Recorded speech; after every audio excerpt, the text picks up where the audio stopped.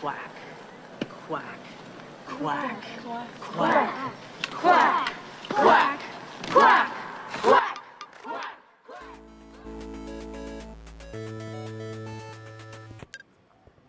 Hey, buddy. You calling to work out again? Maybe, but I actually just got 2 tickets to the hockey game tonight, and I was wondering if you wanted to go along with me. I'm in. What are the deets? Glad you asked. Because in the United States, hockey was at its peak in the 1990s. See, the NHL was looking to garner a new, younger audience. Wayne Gretzky was winding down a stellar career, and a little film from Disney called The Mighty Ducks became a surprise hit for the studio. Disney would turn the film into a whole brand, including an animated show, but instead of it focusing on a group of kids and their reluctant coach, it was a weird mix of alien ducks, dragons, hockey, and Star Wars. The show was outrageous. Josh? Buddy? Hello? The Mighty Ducks, as out there as it was one of the last of a dying breed of shows about sports or celebrities looking to garner a new market. So my name's Josh Taylor, this is Modern Mouse, and today we're talking about the Mighty Ducks animated TV show, how animation became a tool for branding, and what the lasting legacy of the Mighty Ducks really is. Duck Stars! Another incredible victory for those strange visitors from another universe! Your Mighty Ducks of Anaheim! You might be familiar with the Mighty Ducks. It's the movie from 1992 that features Emilio Estevez as Coach Gordon Bombay. District 5 Pee Wee hockey team. I'm Gordon Bombay. I'm the new coach. Yeah, right. Afraid so, dude. Turning some kids into a top-tier hockey team with a young Joshua Jackson playing the leader of the team, Charlie Conway. The film would end up becoming a success, surprising Disney, Emilio Estevez, and critics alike. I think that stems from the movie's focus being on a group of misfits. Listen, maybe I'm just speaking for myself here, but whether or not you're into sports, watching a movie about people who nobody believes in to seeing them achieve and being recognized for their achievements is really satisfying and easy to relate to. Off the back of the original, 2 more films were greenlit, bringing back the cast with new additions. Simply called D2 and D3, these films wouldn't be as big as the first, but the trilogy as a whole became a cult favorite. A decade prior to Pirates of the Caribbean and long before the MCU, The Mighty Ducks was really Disney's first big franchise. It also helped Disney realize that there's a market for sports-based films. Not long after The Mighty Ducks, there were movies about baseball, or bobsledding, or running, or soccer. And unfortunately, it also kicked off the whole era of family-friendly sports movies. Joe, why are you complaining? We got The Sandlot and Cool Runnings and Heavyweights, Remember the Titans. You remember the Titans, right?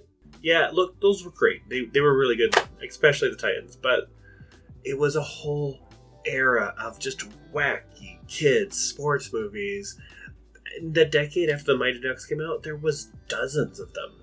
And the crazy part is, I saw all of them multiple times, and I don't even like sports. I don't know what happened. But there were a bunch of fun ones, like Rookie of the Year was fun. I mean, a kid got to play in the major leagues because he could throw fastballs. Yeah, there was that, and then there was a Little Big League, and Angels in the Outfield, and then there was the Big Green, and they just kept coming. But the worst ones were the animals and sports movies. There was a whole genre. Oh, like Seabiscuit, or the one where the monkey got to play in the MLB, Ed?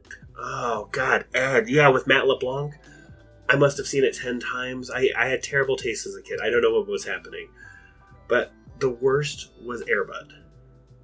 What's wrong with Air Bud? Look, the first one's fine, alright? Like, there's no rule. The dog can't play basketball, so the dog can play basketball. Like, cool. But they kept going. He played volleyball and baseball and football. Like one sport has to have a dogs can't play rule. And then Air Buddies came out, and there's like little talking puppies, and then there's sequels and sequels and sequels, and it was a nightmare, Josh. It was a nightmare. Joe, I'm sorry the talking dog movies hurt you so much. Thank you, man.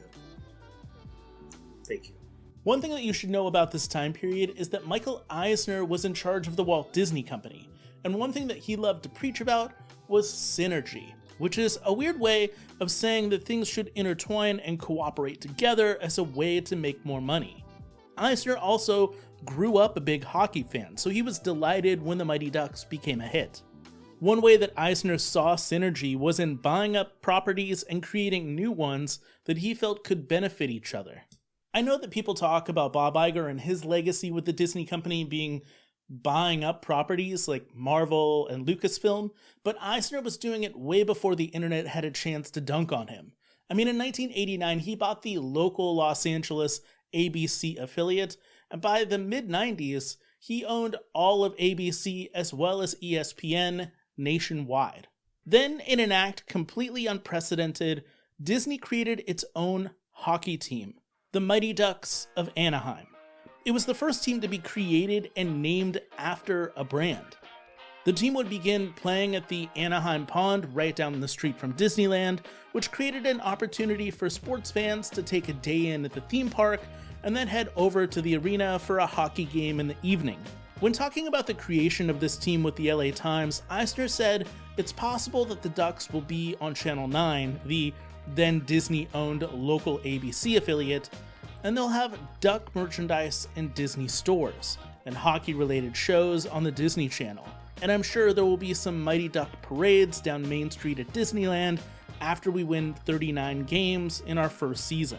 When I say that branding and synergy was something that he preached, it was a major part of his business strategy, as he saw a small victory with the Mighty Ducks films that could be grown into a larger franchise and a much longer lasting opportunity.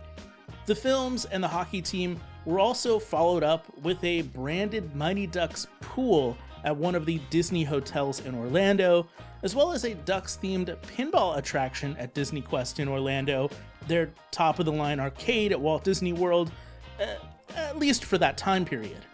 And for years, Disneyland in Anaheim hosted a Ducks-themed day, complete with meet and greets and themed foods, despite most seasons never getting 39 wins. That all led to the last and final bit of synergy that Eisner talked about, the animated TV show, although it originally aired on syndicated TV rather than the premium Disney Channel on cable.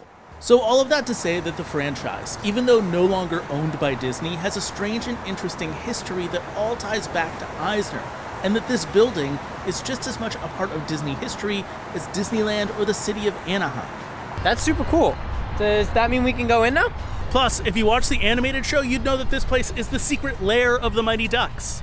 Secret lair? What? The secret alien race of ducks from Puckworld. They came here because they're trying to look for Lord Dragonus, and they actually have an airplane/tank down below the ice. You do know that this is just where they play hockey, right? Like, this is an arena? Yeah, arena by day, super secret crime-fighting lair by night. That's why I got tickets. So, I've been conned. You basically said that you were going to take me to my first hockey game, but really you just wanted to come find alien-fighting ducks? Like, I thought this was going to be normal, Josh.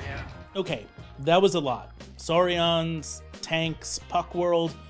I know it sounds crazy, but it's all gonna make sense. I think the best way that I can describe the Mighty Ducks is that it's half Teenage Mutant Ninja Turtles and half Star Wars, if that makes sense. It features a group of humanoid ducks from the planet Puckworld, where it's cold and icy, which allowed for hockey to become that world's greatest pastime. And centuries ago, a duck named Drake Duquesne was said to save that world from an invading alien race, the Saurians. He did this by wearing a mask that allowed him to see through the Saurians' greatest advantage, which was their cloaking technology. You still with me? Okay, good. The Saurians would end up imprisoned, but the last of them, a group led by Lord Dragonus, a dragon-like creature voiced by Tim Curry, end up escaping this prison. Yeah, the guy from Rocky Horror Picture Show and Muppet Treasure Island ends up voicing the main villain of the Mighty Ducks. I know, it's crazy. And the Saurians that do escape end up enslaving the rest of the Ducks on Puck World, except for a few rebels or resistance fighters, Star Wars reference there, who end up escaping and going off to destroy the fortress of the Saurians and then eventually leaving the planet. And with that, the Saurians create a portal to another dimension, which drops both the resistance fighter Ducks and the remaining 4 Saurians into the city of Anaheim because, yeah, Disney. There the Ducks meet their eventual hockey manager voiced by Jim Belushi, who makes them the official hockey team in Anaheim, where they play at the Anaheim Pond, which is now the Honda Center. And that's the major tie-in to the entire franchise. It's all pretty convoluted, I know, but there are some other tie-ins from the show to the real world, like how Wild Wing is the leader of the resistance fighters, but he's also the mascot of the real team in Anaheim, not like the fake animated team. And no, those two characters don't really look alike. The animated version is way more lean and muscular, and the mascot kind of just looks like you're meeting Donald Duck at Disneyland, but hey, he's wearing that same hockey mask.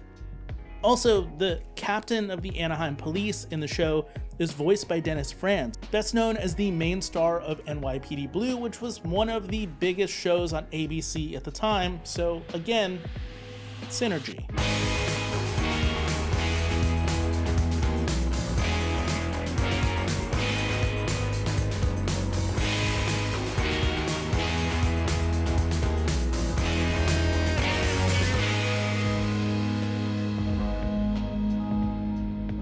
I know that this all sounds like Michael Eisner decided to greenlight some drug-induced fever dream of an animated show, but in reality, The Mighty Ducks was part of a long lineage of shows about celebrities or sports teams. Dating back to the 1960s, there were shows about racing, like Speed Racer or Wacky Races, but more specifically, I'm talking about kids' shows that featured animated versions of real people or real sports teams to build a larger brand. And there are a lot of these. Spin-off animated shows like the Dukes of Hazzard or Dumb and Dumber, the animated series, or Clerks, which is kind of a crazy one when you think about it. And general celebrity shows like Hammerman, which was a show about MC Hammer becoming a superhero, or Chuck Norris Karate Commandos, which was kind of like a G.I. Joe type of show, but more Chuck Norris-y in its approach. Chuck Norris. He's got nerves of steel and strength to match. Those all helped in raising awareness for those shows or celebrities, and it brought them a new, younger audience. For some reason though, sports just seemed to really work with animation. I'd be stupid not to mention Space Jam, although that's slightly different. Pro Stars was an early 90s cartoon that featured NFL star Bo Jackson, NHL star Wayne Gretzky, and NBA star Michael Jordan as fictional superheroes. The NFL Rush Zone ran for 3 seasons in the 2010s, and it featured cameos from a slew of football stars. Then there's Hulk Hogan's Rock and Wrestling that actually helped the WWF gain popularity with a young audience in the mid-1980s. This was right around the same time that the then WWF was running one of their biggest shows of all time, WrestleMania 3, and I can't help to think that the animated show helped lead into that. And the show actually grew Hulk Hogan as a brand. Through this, he would become one of the biggest stars in wrestling of all time and would end up in Hollywood doing both films and television, as well as a few commercials. Honey, Hulk Hogan doesn't eat nuts and honey. Did you take this?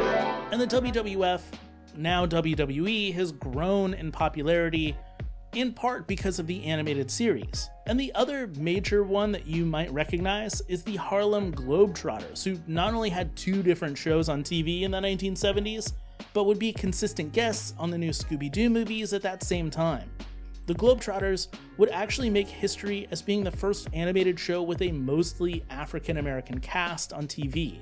And I'm going to argue that the Harlem Globetrotters, the real-life team, thanks to their animated versions, were never more popular than they were in the 1970s. And with that said, you might be wondering if the Mighty Ducks, the real-life hockey team, was more popular during the run of the animated series than they are today. The Anaheim team launched during the 1993-94 season, and thanks to the animated show as well as the films and any other tie-ins, brand awareness was through the roof and attendance for games continued to be high, despite the team never making it to the playoffs until 1997. Ultimately, the synergy from Eisner worked because jerseys, hats, toys, and anything branded with the Mighty Ducks just became part of pop culture, regardless of there being an NHL team or not. Attendance figures after the third film was released and after the show ended in 1997 ended up dwindling down, and attendance figures wouldn't really go back up until the mid-2000s. And that's when they started making the playoffs and eventually winning the Stanley Cup in 2007. Going to a game now, attendance is up, but it can be argued that the team isn't as popular as it was during the peak of the Ducks as a brand in the 1990s. Speaking of brands, I think it would be really wrong to not at least discuss another important brand to the Mighty Ducks that would inspire that show as well as countless other animated shows of the time period. And to do that, I thought we'd bring in our resident Renaissance painter and pizza aficionado, Joe, to talk about it in a segment we like to call Adjacent.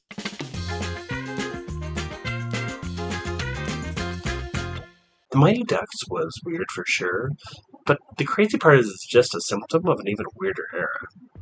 Yeah, the aliens and dragons were just Disney's way of capitalizing on the biggest cartoon of the 80s and 90s, the Teenage Mutant Ninja Turtles. The Turtles have been around for nearly 40 years, so it's pretty easy to take for granted how strange this franchise really is. It began life as a parody comic, going after some of the biggest comics of the time, New Mutants, Teen Titans, and Daredevil. Yeah, there's a surprising ton of Daredevil references. The parody comic is actually pretty awesome and was surprisingly popular. Despite the graphic violence, it led to a kid-friendly animated series and a live-action movie that was the highest-grossing independent film of its time, and that's either the coolest fact 8-year-old me would have loved to learn, or a really sad reflection on the state of independent film at the time. The wildest success of the franchise was that between 1988 and 1992, they sold $1 billion worth of Ninja Turtle toys. That's $1 billion with the B's worth of green plastic. Naturally, other people wanted a cut of that sweet, sweet turtle money. The Mighty Ducks was just one of a ton of copycat shows. Road Rovers was a show about crime-fighting canines that were superpowered by the transdogrifier, I guess? Stan Lee even got into the action by executive producing a show called Biker Mice from Mars, which bafflingly had 3 seasons and even a 2010s reboot attempt. Even the Trolls got a Ninja Turtles inspired show called The Stone Protectors. Remember Trolls dolls? Weird little naked guys, gems in their bellies, crazy hair.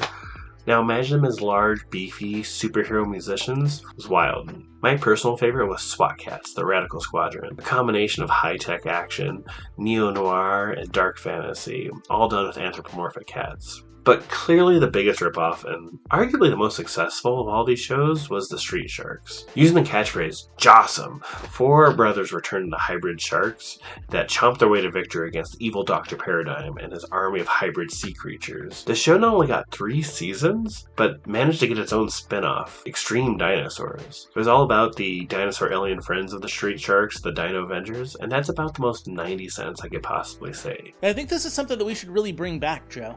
What, like animal crime fighting shows? Yeah, like, what about a World War II epic where we follow an air force of animals called Freddy Falcon and the Flying Squirrels?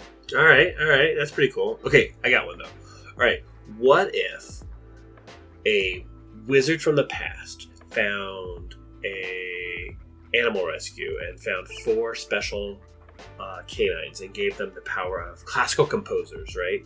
And they had these newfound magical abilities of music to make classical music, and they fought the villain Sound Off and his army of discordance, and it was called Beasthoven.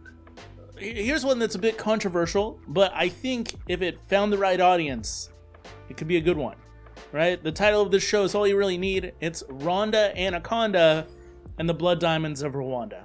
Oh, okay. Yeah, controversial for sure, but you know what? I think it could work. You know what? I think someone should hire us. It's like $1 billion worth of toys in all these ideas.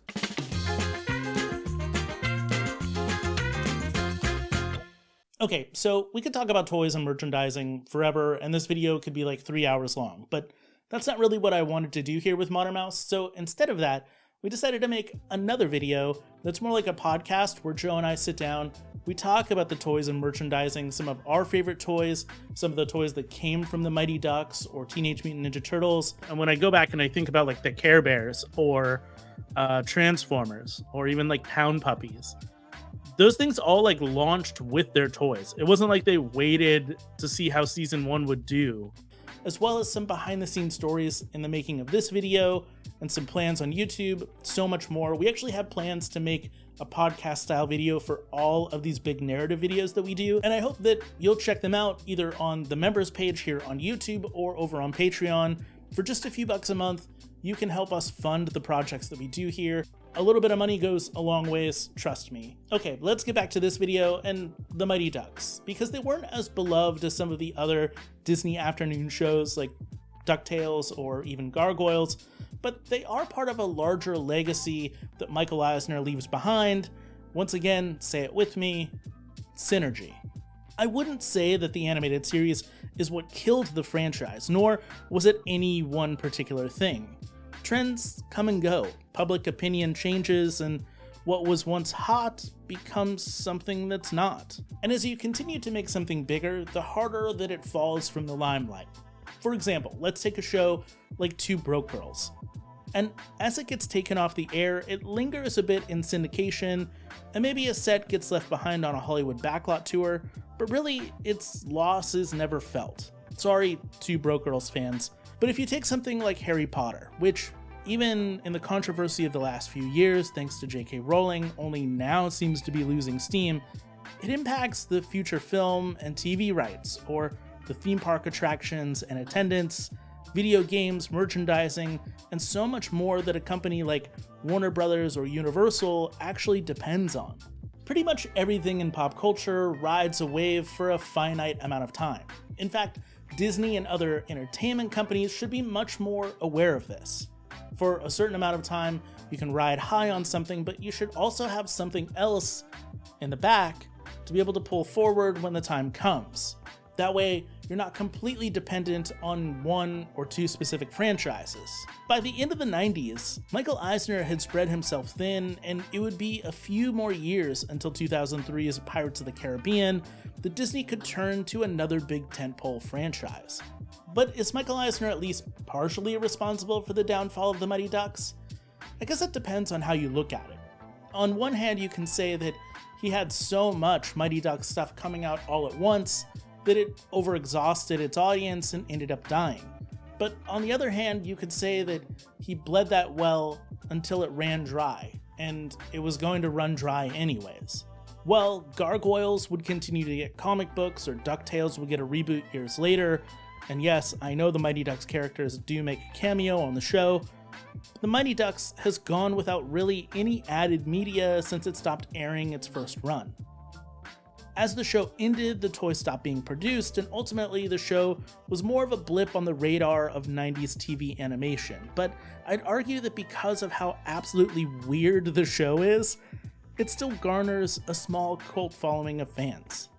Some fans who still make artwork for the show. I became aware of this years ago on both Twitter and Instagram, seeing a variety of artists, or even people working at Disney, creating new versions of these characters. Most importantly though, I think that this show, as well as the larger franchise, had a major impact on pop culture. Disney would end up selling the NHL team in the mid-2000s, but the Anaheim Ducks have never really felt that distant from the company.